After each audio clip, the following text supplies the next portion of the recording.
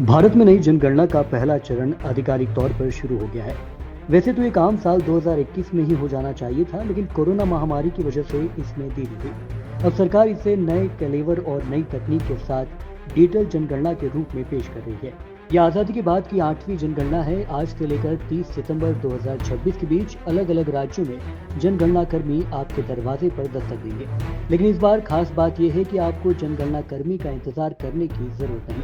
आप खुद भी अपनी जानकारी ऑनलाइन भर सकते हैं। क्या है पहला चरण और क्या पूछे जाएंगे सवाल।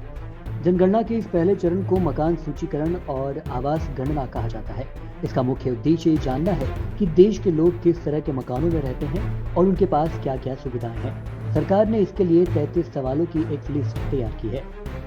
आपको बता दें कि जब जनगणना अधिकारी आपके घर आएंगे तो वे आपसे कुछ बुनियादी सवाल पूछेंगे, जैसे मकान नंबर क्या है, छत, दीवार और फर्श किस चीज से बने हैं, घर में कुल कितने सदस्य हैं, मुखिया कौन है, परिवार अनुसूचित जाति या जनजाति श्रेणी से है या नहीं, पीने के पानी का जरिया क्या है, बिजली का कनेक्शन है या नहीं, घर में शौचालय और रसोई की क्या व्यवस्था है, क्या आपके पास एलपीजी या पीएनजी कनेक्शन है, क्या आपके घर में रेडियो, टीवी, इंटरनेट, लैपटॉप या स्मार्टफोन है, आपके पास साइकिल, मोटरसाइकिल या कार में क्या क्या है, आप मुख्य रूप से कौन सा अनाज खाते हैं। हालांकि इस बार की जनगणना की सबसे बड़ी और आधुनिक विशेषता है सेल्फ एनिमरेशन यानी कि स्वगणना।